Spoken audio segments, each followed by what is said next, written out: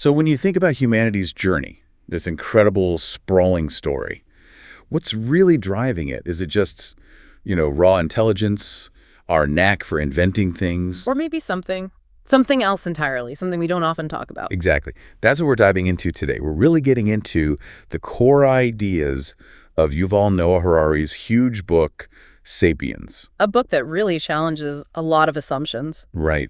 Our mission here is to unpack the lessons Harari offers, the really surprising ones, about what makes us human. And importantly, how do these big ideas actually apply to, us, to our everyday lives? We want to get to the heart of what Harari really means. Absolutely.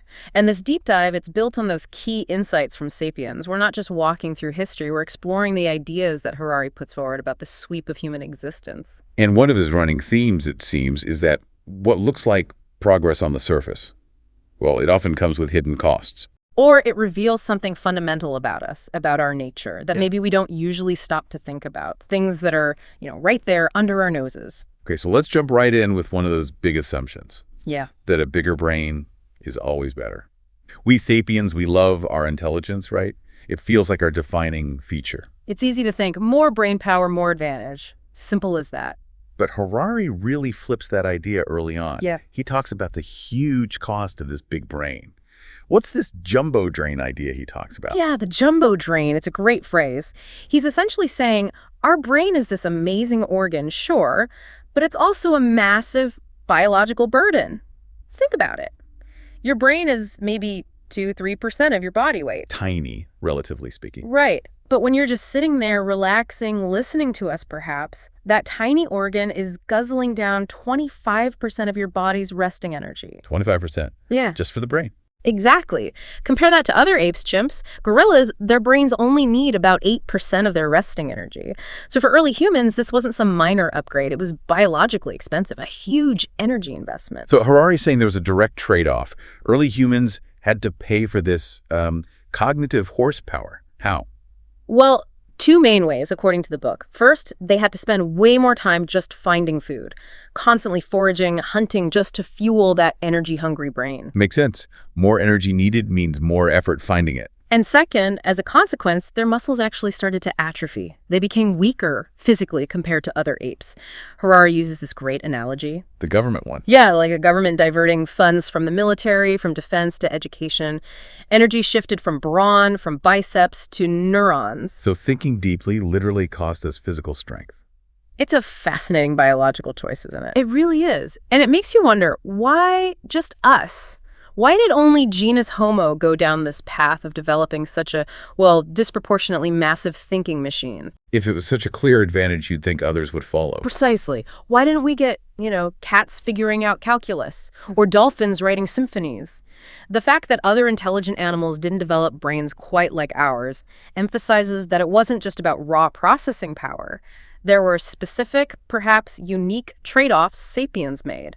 It suggests evolution isn't always a straight line towards what seems obviously better. There are costs and consequences. Exactly. It set us on a very, very different path. Okay, so sapiens have these big, costly brains. Then, around 70,000 years ago, they start spreading out from East Africa into Eurasia. What happens when they meet other human species already living there, like the Neanderthals? Ah, yes. This is a huge question in paleoanthropology, and Harari lays out the two main competing theories. It really gets to the heart of, who are we? Where did we really come from? Two conflicting stories, right? Yeah, right. The first one is the interbreeding theory. This paints a picture of, attraction, sex, mingling. As sapiens moved into Neanderthal territory in the Middle East and Europe, they didn't just replace them. They got together. So we're talking about mixing genetically. Exactly. Under this theory, modern Eurasians wouldn't be pure sapiens. They'd be a mix, carrying Neanderthal DNA. And similarly, when sapiens reached East Asia and met populations of Homo erectus, they might have interbred there too. So modern Chinese or Korean populations could be a mix of sapiens and erectus. So the lesson here would be one of shared ancestry, a kind of human melting pot way back then. If that theory holds, yes. It suggests continuity and connection between different human groups. Now, Neanderthals. The image most of us have is, let's be honest, pretty basic. Grunting cavemen, maybe? That's the pop culture caricature for sure. But Harari and the archaeological evidence he draws on presents a much more sophisticated picture. They were actually more muscular than sapiens, had larger brains on average. Larger brains. Really? Yes, on average. And they were incredibly well adapted to the cold climates of Ice Age Europe. They used tools, controlled fire, were skilled hunters. And this is really fascinating. They seem to have cared for their sick and infirm. How do we know that? Fossil evidence. There are Neanderthal skeletons showing individuals who lived for years with severe disabilities, injuries that would have made it impossible to survive alone. This strongly suggests, social support, compassion even. That completely shatters the brutish cave person idea. They sound quite human. They certainly do, which makes the other theory, the replacement theory, even more sobering. Okay, what's the replacement theory? This one suggests a much starker scenario. Incompatibility, maybe even revulsion between the groups due to different anatomies, habits, maybe even body odors. They might have seen each other as fundamentally other. So no mingling in this version. Little to none. The theory posits that even if there were occasional encounters, sapiens and Neanderthals were likely genetically incompatible, meaning they couldn't produce fertile offspring. The genetic gap was just too wide after hundreds of thousands of years of separate evolution. Like horses and donkeys making mules, which are sterile. Something like that, yes. So the populations remained distinct. And when the Neanderthals eventually died out, whether through climate change, competition, or perhaps even violence from sapiens. Genocide, potentially. It's the possibility raised by this theory. When they disappeared, their genes disappeared with them.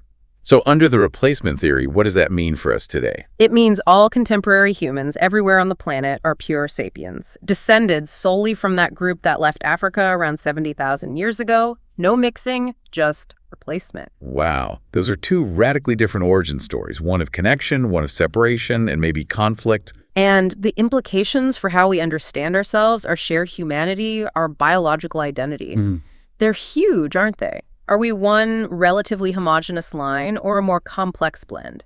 Science is still uncovering more clues, but Harari presents this debate brilliantly to make us think about these deep roots. It definitely does. And this really sets up his next huge idea happening around the same time, the cognitive revolution. He says this is when history declared its independence from biology. What does he mean by that? It's a pivotal concept. Before roughly 70,000 years ago, Harari argues, the actions and development of all human species were fundamentally biological stories, governed by genetics, hormones, environmental pressures like any other animal. Biology was destiny, essentially. Pretty much. But after the cognitive revolution, something changed in the way sapiens thought and communicated. Our development started being driven more by culture, by the stories we tell, the ideas we share.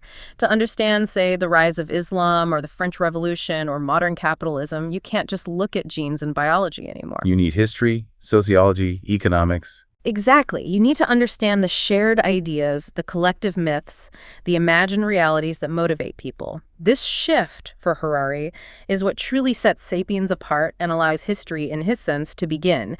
Our primary drivers became cultural, not just biological. And this links back to cooperation, right? He says the real difference isn't one-on-one with a chimp, but in large groups. Precisely. On an individual level or in very small groups, we're not that different from chimps in some ways. Problem solving, social bonds, manipulation, they do that too. The magic happens or the chaos happens for chimps when you try to get more than about 150 individuals working together. Why 150? That seems to be around the natural limit for primates, including early humans, to maintain stable social relationships based on personal acquaintance and gossip. Beyond that, things tend to fall apart. Harari uses the example. Try putting thousands of chimps in Times Square or St. Peter's Square. Pure chaos. Pandemonium. Right. But sapiens. We gather in stadiums, cities, nations, by the millions.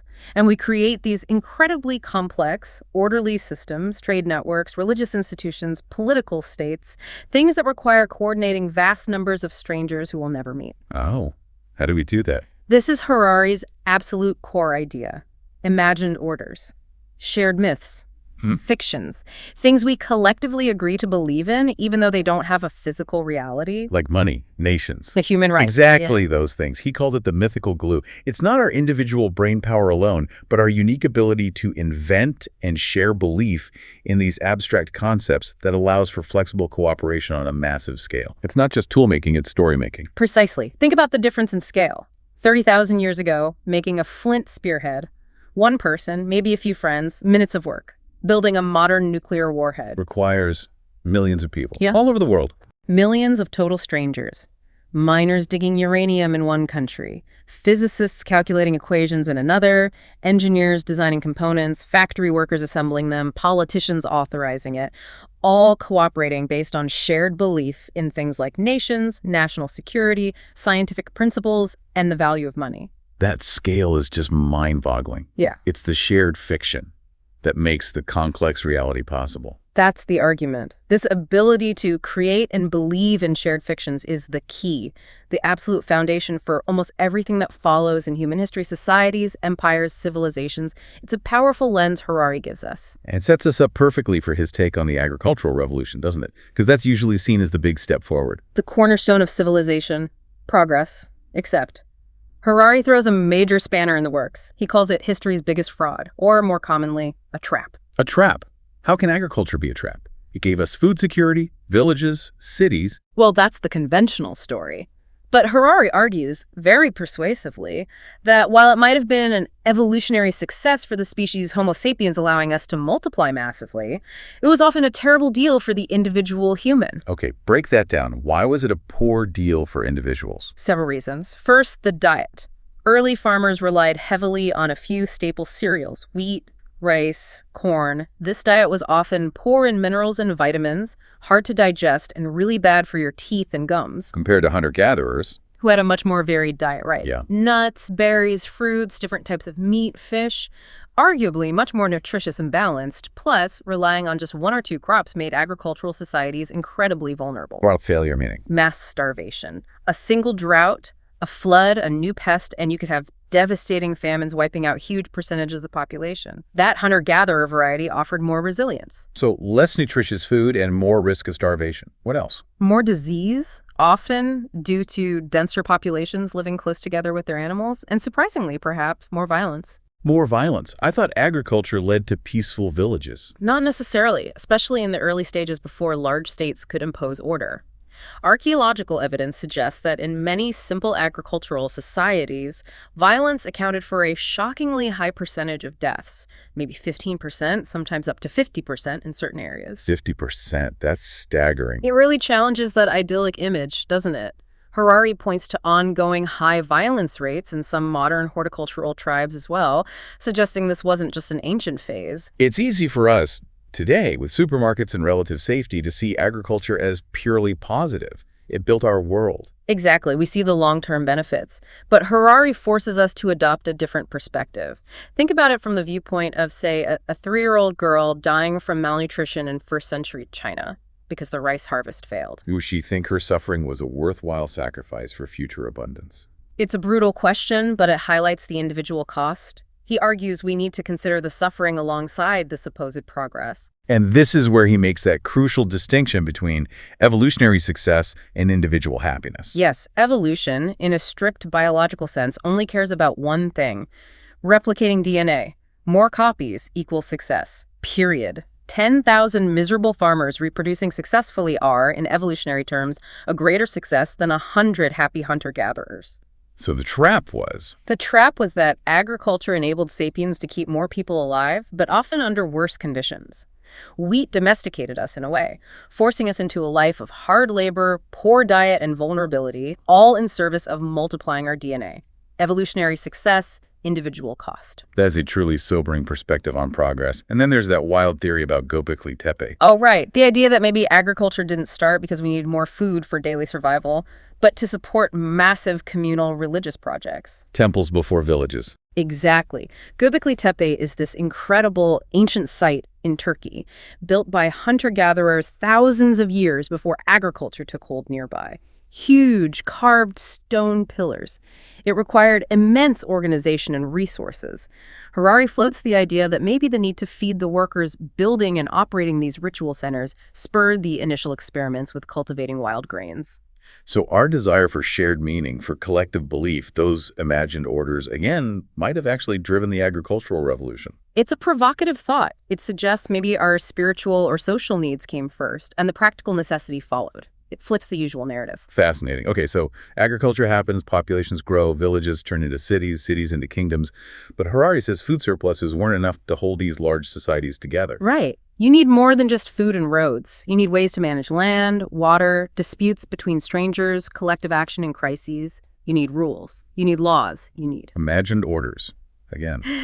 These shared fictions become the operating system for large-scale societies. absolutely essential. And Harari illustrates their power and their arbitrary nature by contrasting two famous legal documents. Hammurabi's Code and the U.S. Declaration of Independence. Exactly. The Code of Hammurabi from ancient Babylon around 1750 BC laid out a very clear social hierarchy. If a high-status man killed the daughter of another high-status man, the punishment wasn't execution of the killer, but execution of the killer's daughter. Eye for an eye, but stratified by class and gender. To them, that was justice. It reflected their imagined order of inherent inequality.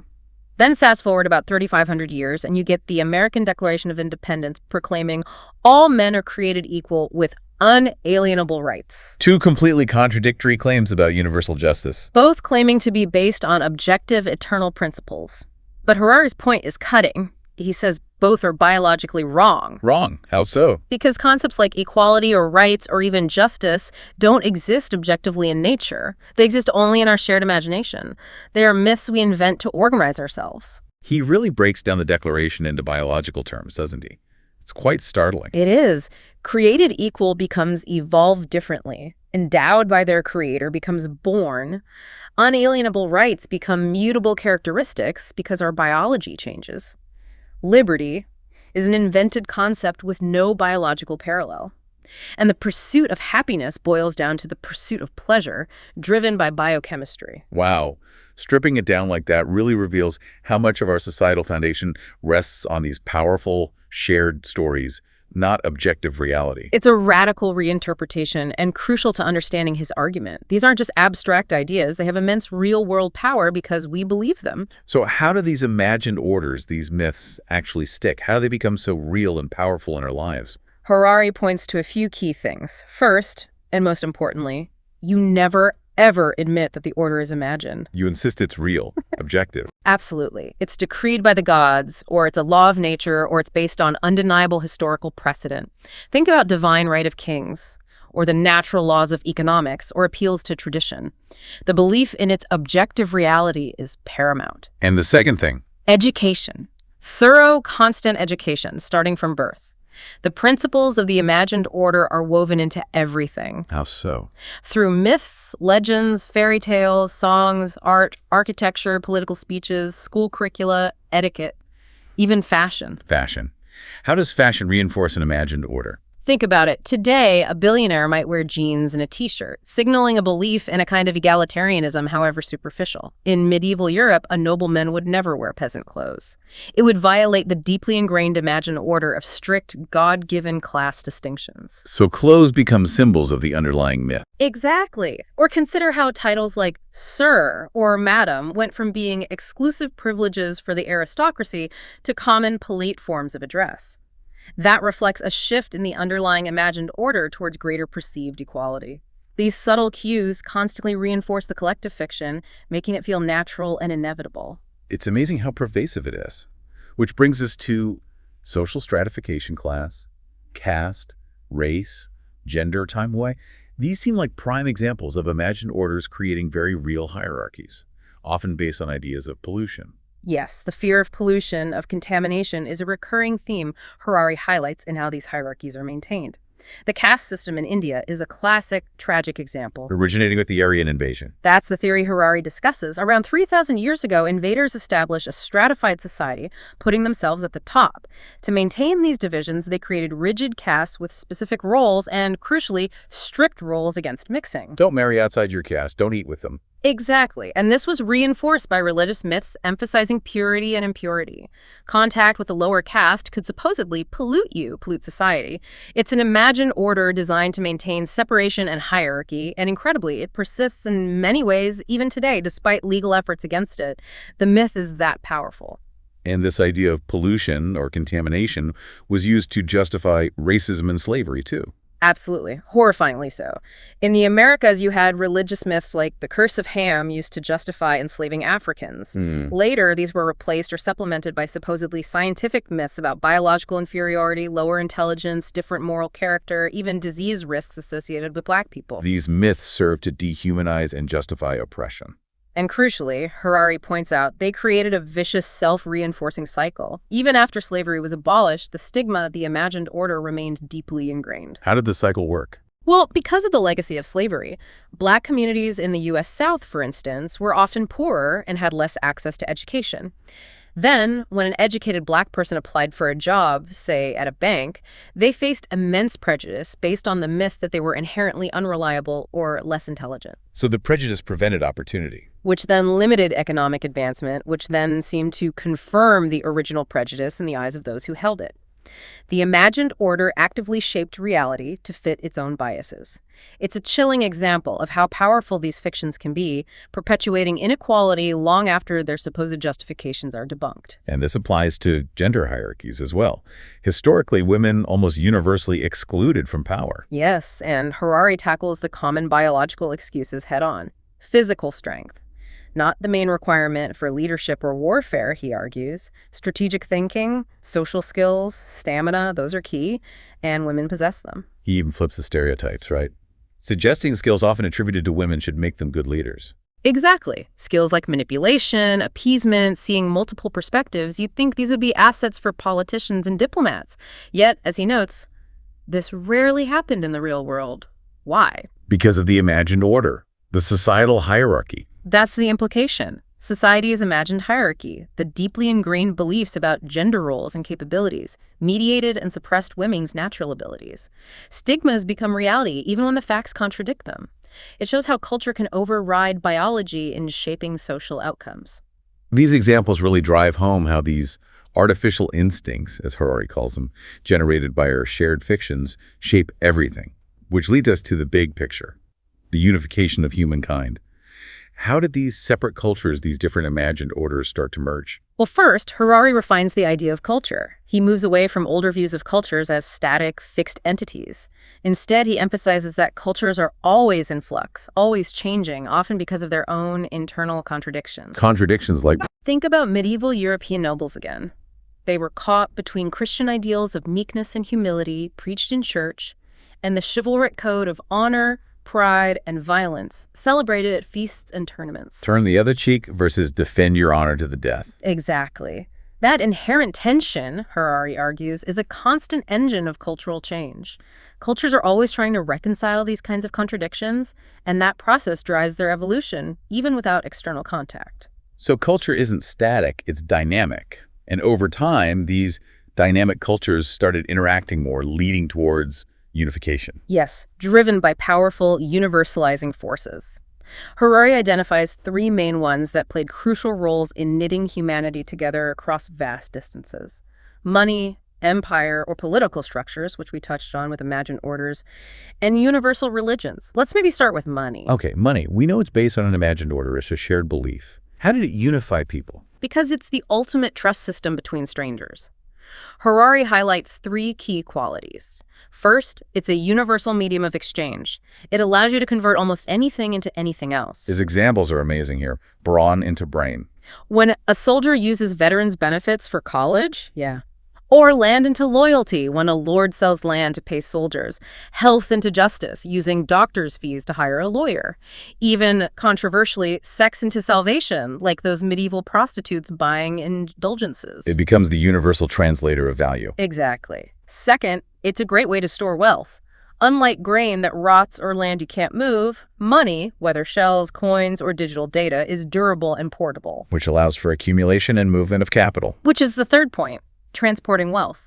A farmer can sell his immobile land and carry the value away as money. This enables complex trade, migration, investment across huge distances, connecting people who would otherwise remain isolated. And this value, like the silver shekel, was purely cultural, right? Yeah. Not based on the material itself. Entirely. Pure, shared belief. But Harari also emphasizes the dark side. While money builds trust in the system, it can corrode trust between people. It undermines local traditions, intimate relationships, human values, things traditionally considered priceless. How so? What gets corroded? Honor, loyalty, morality, love. These can get drawn into the market's logic. He gives examples. Parents selling children in desperation, people buying religious forgiveness, knights selling their allegiance, communities selling ancestral lands.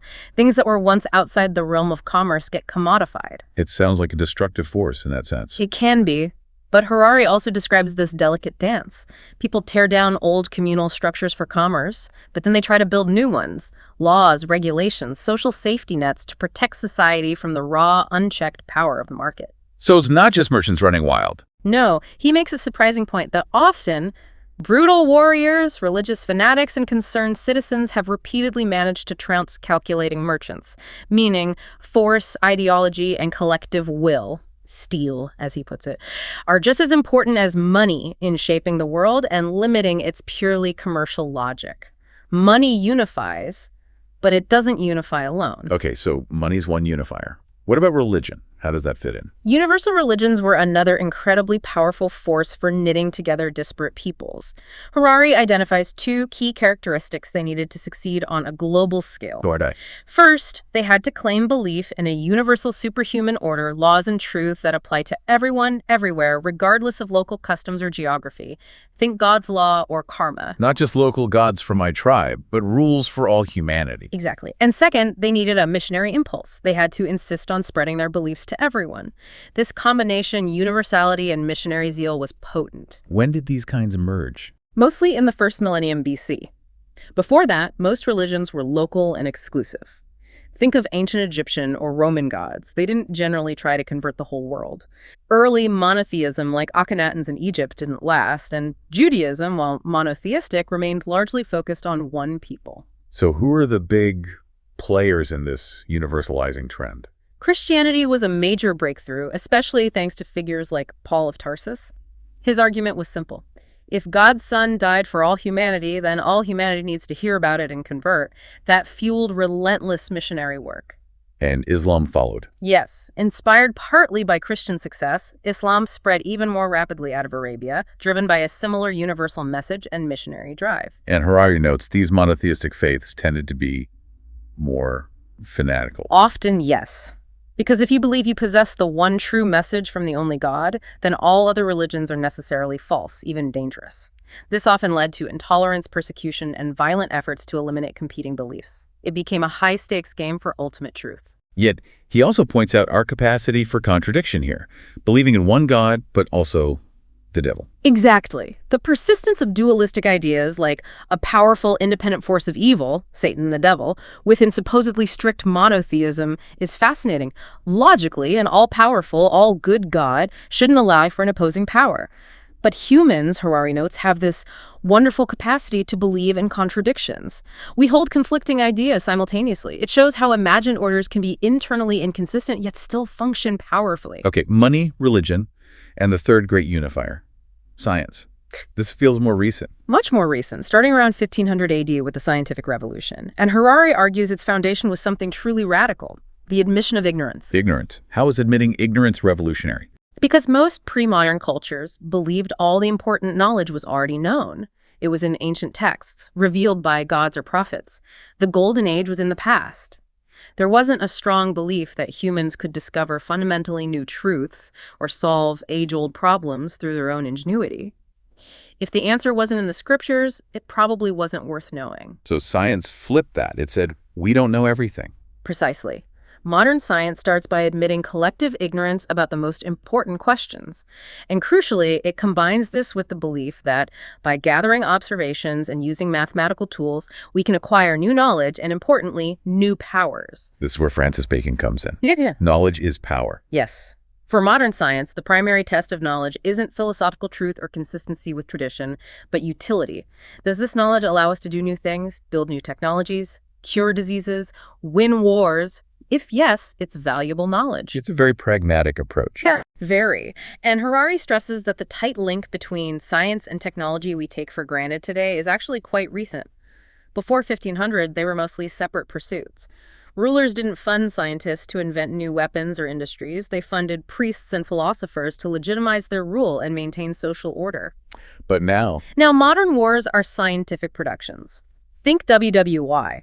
When trench warfare reached a bloody stalemate, governments poured money into scientific research, leading to tanks, poison gas, combat aircraft, submarines, technologies that fundamentally changed warfare, driven by the pursuit of utility and power. and this scientific mindset, coupled with ambition, is what Harari argues gave Europe its edge, not necessarily superior technology initially. Exactly. He argues that before maybe 1850, Europe didn't have a massive technological advantage over, say, China or the Ottoman Empire. They all had gunpowder, cannons, ships. What Europe had uniquely was this unparalleled and insatiable ambition to explore and conquer, fueled by the scientific belief in progress and the capitalist drive for profit. He contrasts this with Zheng. He's Chinese fleets. Right. Huge fleets, technologically advanced, sailing across the Indian Ocean centuries before Columbus. But they lacked the imperial ambition, the drive to conquer and colonize. They sought tribute and trade, then stopped.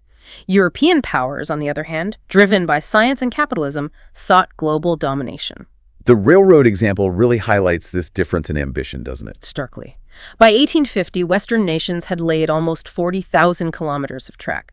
The rest of the world combined, only 4,000. It wasn't a lack of know-how elsewhere, but a lack of political will. A different set of priorities, perhaps a resistance to such disruptive technology. China even destroyed its first railroad. It shows a fundamental difference in the embrace of technologically driven change and expansion. And Harari connects this historical pattern of cultural difference and dominance to modern debates, like culturism. Yes, he suggests that today, particularly in debates around immigration in Europe, arguments often shift from discredited biological racism to culturism.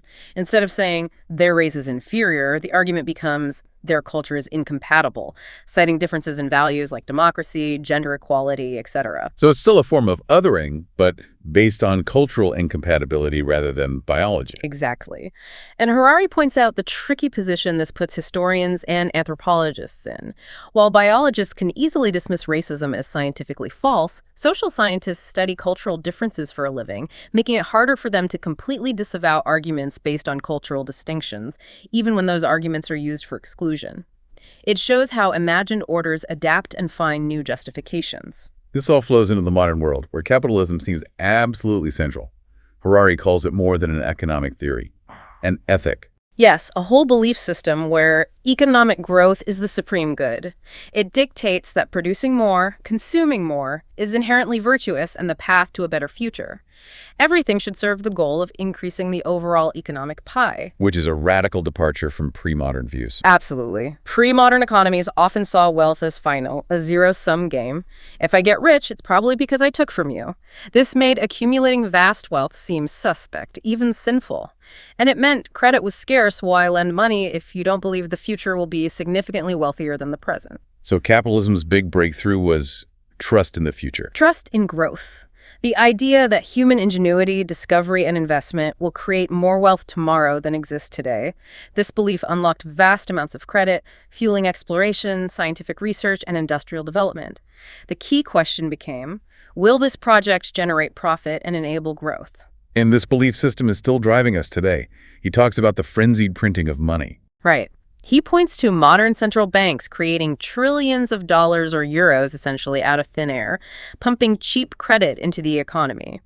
This whole system, he argues, relies on a collective bet, a faith that scientists and entrepreneurs will invent the next big thing, biotech, nanotech, AI, to generate enough future profit to justify all that created money before the whole thing collapses. It sounds like a high-wire act, banking on perpetual innovation. It kind of is. And for this system of credit and investment to work, you need more than just faith in the future. You need trust in the present legal and political system. Rule of law, respect for private property. Crucial.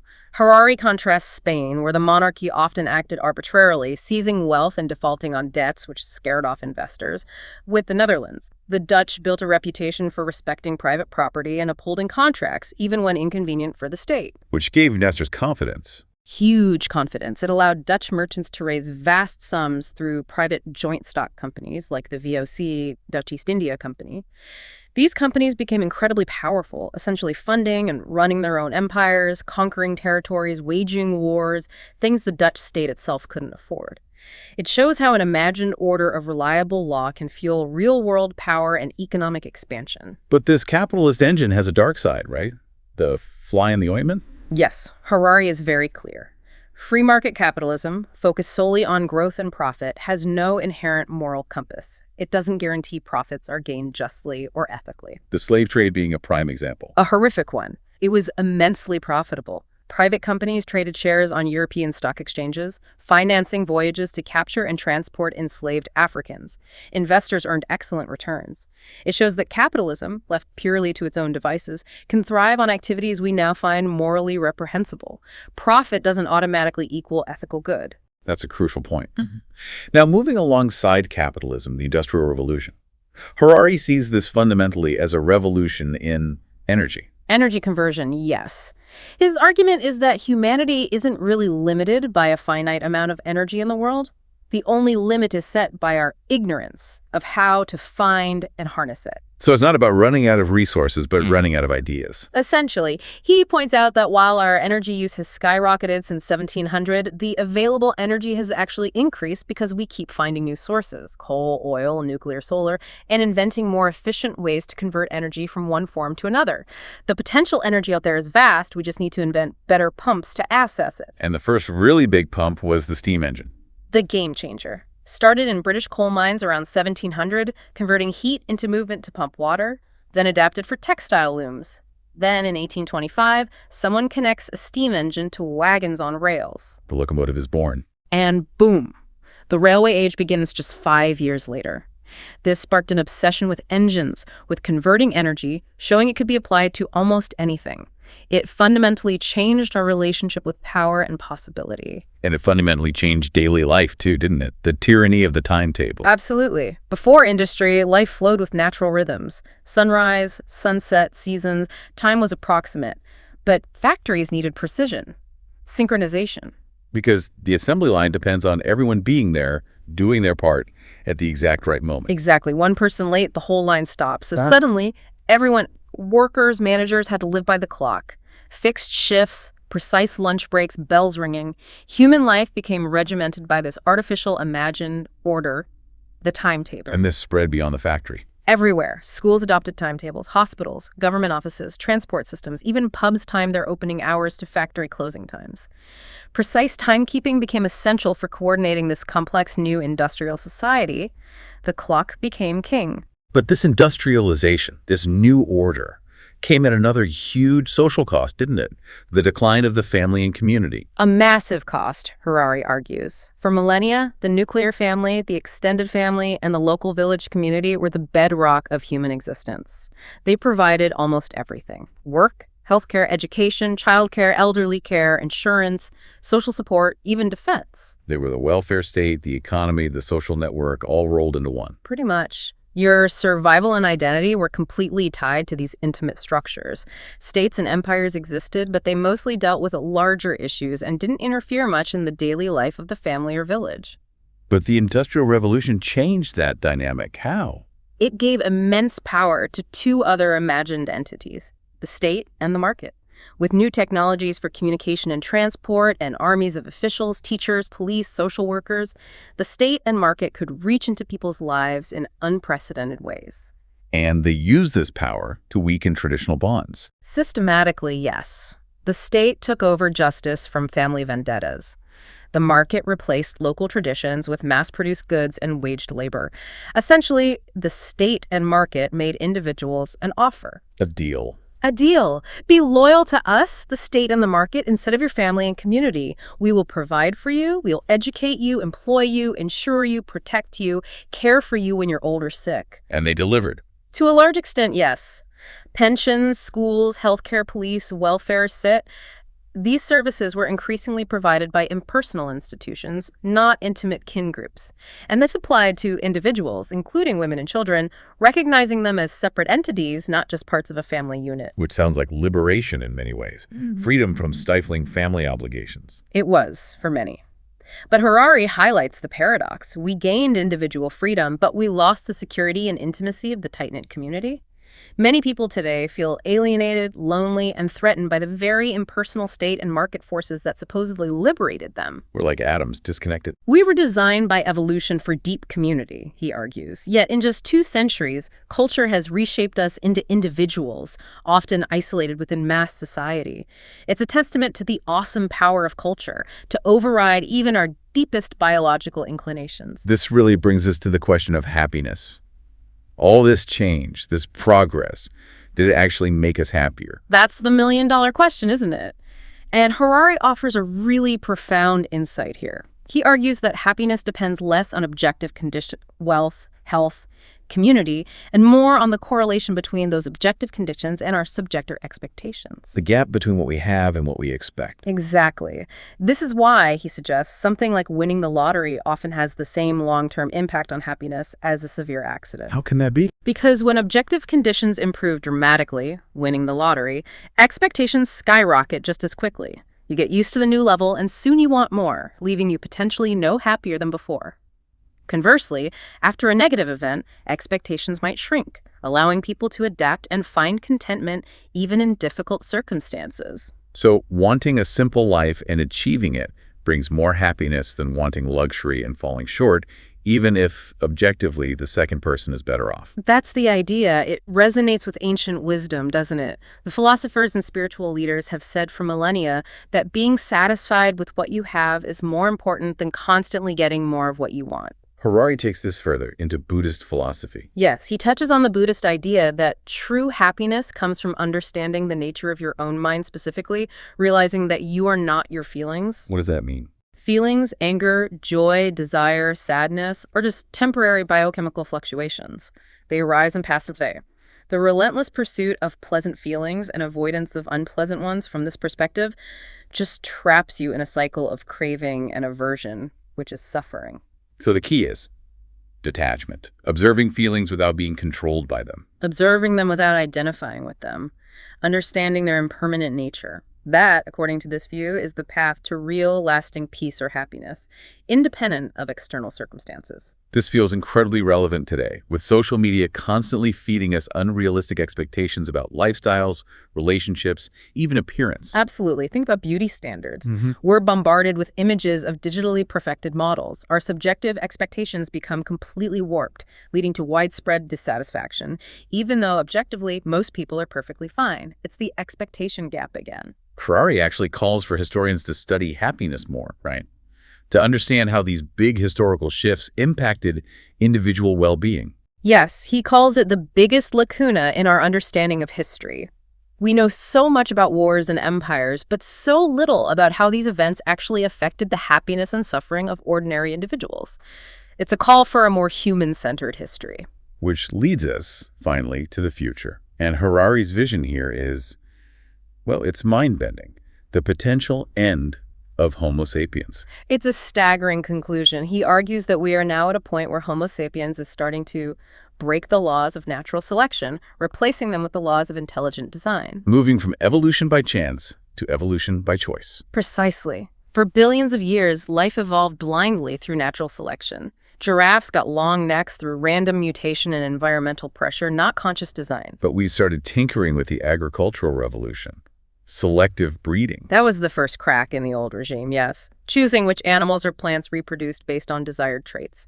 But that was still working within existing biological boundaries. What's happening now is fundamentally different. How so? What are these new forms of intelligent design? Harari outlines 3 main categories. First, biological engineering. This is direct intervention at the biological level. Think beyond castrating bulls. We now have genetic engineering, cloning, even things like sex change operations. He mentions the ear mouse. The mouse with a human-like ear grown on its back? Yes, using cattle cartilage. Eerie echo, he calls it, of ancient myths about hybrid creatures, but now made real through science. It shows our increasing power to manipulate biology directly. Okay, biological engineering. What's next? Second, cyborg engineering. Creating beings that combine organic and non-organic parts. We're already seeing this. Like cochlear implants, bionic limbs. Exactly. Or even insect cyborgs developed by DARPA for surveillance. The line between human and machine is blurring. Harari sees the body becoming like an upgradable gadget. Upgradable, wow. And the third category? This is maybe the most radical engineering of inorganic life, creating life forms that are not carbon-based at all. Like artificial intelligence, Yeah. computer life. Yes. Think self-evolving computer viruses, or the massive projects aiming to simulate or even create a conscious human brain entirely within a computer. If successful, Harari says, this would mean life breaking out of the organic realm altogether into the vastness of the inorganic realm. That would be a fundamental shift in the nature of life itself. Potentially the biggest biological revolution since life first appeared on Earth, he suggests. It could reframe all of human history as just a long apprenticeship leading up to this moment where we become the designers, maybe even the creators, of new forms of life and consciousness. This leads to his idea of the singularity, Yeah. a point of unimaginable change. Yes, a point where the very concepts that define our world, human, life, consciousness, self, might become irrelevant or completely transformed. It's not just about new gadgets, it's about changing us. And this raises huge ethical questions, particularly about equality. Enormous ones. If we gain the power to enhance human abilities, intelligence, lifespan, emotional control, who gets access? Will it be available to everyone, or will we create a new superhuman elite? A biological caste system. That's the fear. Harari warns that our modern world, which claims to value equality, might be about to create the most unequal societies ever. If the wealthy can literally buy biological or cybernetic advantages, making them objectively superior in certain ways, what happens to the ideal of human equality? It could shatter it completely. The gap between the enhanced and the unenhanced could become unbridgeable, far greater than any class divisions in history. These future beings, he speculates, might be so different from us with emotions and experiences we can't even conceive of that they are effectively a new species. More different from us than we are from Neanderthals. Maybe even godlike. That's his provocative term. Not gods in a supernatural sense, but beings with powers of creation and alteration so far beyond ours that the term human no longer applies. Our species, Homo sapiens, might literally engineer its own successors. That is a truly heavy thought to end on. The future is wide open and potentially transformative in ways we can barely grasp. Yet, amidst all this potential upheaval, Harari makes a surprising point about the present. He argues we're living in the most peaceful era in history. It seems completely counterintuitive, especially watching the news. But statistically, he argues, particularly since World War II, deaths from war and large-scale violence are dramatically lower per capita than in almost any previous era. Lower than deaths from car accidents or suicide, he says. By a significant margin in many parts of the world, he argues the old law of the jungle, where powerful states constantly fought major wars for survival and conquest, has largely been broken. Think about it. A war between France and Germany today. Unthinkable. Brazil and Argentina? Highly unlikely. That level of interstate peace is historically unprecedented. Why? What changed? Two main things, according to Harari. First, the price of war went way up. Nuclear weapons especially turned potential conflicts between major powers from bids for dominance into collective suicide. Mutually assured destruction is a powerful deterrent. The cost became too high. Astronomical. And second, the profits of war went way down. Historically, wealth was tangible. Land, gold, slaves, cattle, things you could conquer and loot. But today, wealth is different. It's increasingly based on knowledge, human capital, complex technological and financial systems. You can't just invade Silicon Valley and loot its wealth effectively. It's embedded in people and intricate networks. The traditional economic incentive for conquest has significantly weakened for major powers. So paradoxically, the very technologies that could destroy us have also perhaps made large-scale war less likely. That's the argument. A fragile peace, perhaps, but peace nonetheless compared to much of history. So as Harari wraps up this immense story, does he offer a neat conclusion about whether all this progress was worth it? Not really. He emphasizes that any judgment depends entirely on your perspective. Are you looking from the viewpoint of a comfortable 21st century Westerner, or a 19th century Welsh coal miner, or a Tasmanian Aborigine facing genocide? Progress for some was disaster for others. Exactly. He reminds us that Trugoni, the last full-blooded Tasmanian, is no less important than Homer Simpson. We need to remember the immense diversity of human experience and suffering beneath the grand narratives. So, no easy answers. Where does he leave us? With profound ambiguity, really. He writes that we are standing on the threshold of both heaven and hell, nervously moving between the two. And crucially, History has still not decided where we will end up. Our future isn't written. Our choices matter. That's the powerful final message. The story isn't over. We are still shaping it, especially now, with the unprecedented power we wield. Well, that brings our deep dive into Harari's Sapiens to a close. We've journeyed through the power of our shared fictions, those imagined orders that literally construct our societies. We've seen the surprising, often steep costs of revolutions like agriculture and industry, challenging the simple narrative of progress. And we've peered into a future where we might fundamentally alter what it means to be human through intelligent design. So, the question Harari leaves us with perhaps is this. If our shared myths got us here, and we're now gaining the power to rewrite not just our myths, but our very biology, what new stories will we tell ourselves? What new imagined orders will guide this godlike power? And perhaps most profoundly, what will it actually mean to be human in the future that's rushing towards us? We really encourage you to chew on these massive ideas, to look at the world around you through this lens Harari provides, and to keep diving deep into these fundamental questions about who we are and where we're going.